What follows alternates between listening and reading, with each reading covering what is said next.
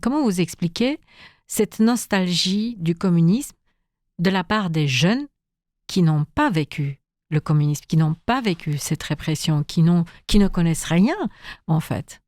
Alors vous savez, c'est ce qu'on appelle la transmission.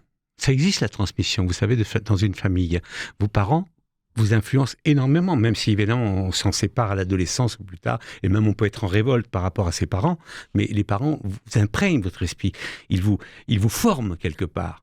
Et il est évident que si vos parents vous répètent finalement, c'est très difficile maintenant, au moins sous le communisme c'est plus facile, etc., finalement ça vous imprègne l'esprit, premier élément. Deuxième élément, à mon avis, c'est l'élément principal, je dois dire. Si je veux faire un pourcentage, je dirais ça compte pour 60%, grosso modo, de ce type de réaction de la jeunesse. Il reste les autres 40%. Eh bien, c'est ça qui est intéressant et c'est ça qui est assez terrifiant, je dois dire, en tout cas pour moi, c'est que il y a incontestablement, sans doute, un rêve communiste qui existe encore.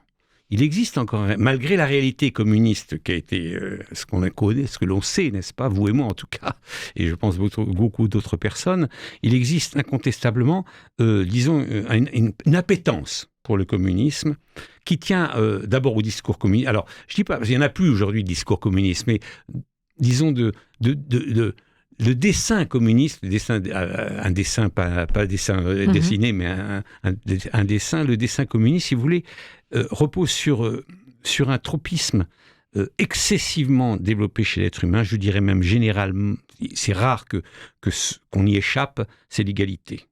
L'égalitarisme est quelque chose qui est excessivement développé chez l'être humain pour de multiples raisons. Et on ne supporte pas qu'il y en ait qu'il y ait plus de gens qui sont plus riches que nous. On ne supporte pas qu'il y en ait qui aient une grosse voiture, que le voisin, etc., etc.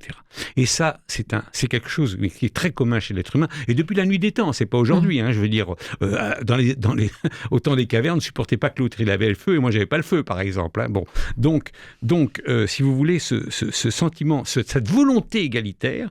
Et d'ailleurs, la France en est un exemple. Qu'est-ce que c'est la République? Qu'est-ce que dit la République française? Liberté, égalité, fraternité. L'égalité vient en deuxième. Après la liberté. Donc, si vous voulez, cet égalitarisme est quelque chose qui habite l'être humain. Donc, dans cette jeunesse qui n'a pas connu le communisme, ou qui ne sait pas éventuellement tous les problèmes que ça posait, de liberté, de consommation, etc., etc., finalement, se dit, le discours communiste reste quand même, idéologiquement parlant, j'entends, même si personne n'ose aujourd'hui quand même se réclamer du communisme, reste quand même, nous serons je reviens à ce que je voulais dire, je précise ce que je voulais dire. Lénine disait que le pays, l'Union soviétique, pourrait être dirigé par une cuisinière. C'est ça qu'il disait. La cuisinière dirigera l'État. Donc, si vous voulez, celui qui est en bas de l'échelle pourra aller jusqu'en haut de l'échelle. Et d'ailleurs, je pense je l'ai déjà dit dans plusieurs interviews, un des succès du communisme, c'est bien sûr ce côté égalitaire et surtout de promotion, c'est que la force du communisme, c'est pas dans une croyance chrétienne, je dirais. Qu'est-ce que dit le message évangélique? Il dit les derniers seront les premiers. Les derniers seront les premiers. Qu'est-ce que dit le message communiste? Eh bien, ceux qui sont les pauvres, les prolétaires, n'est-ce pas? Les prolétaires dirigeront le pays.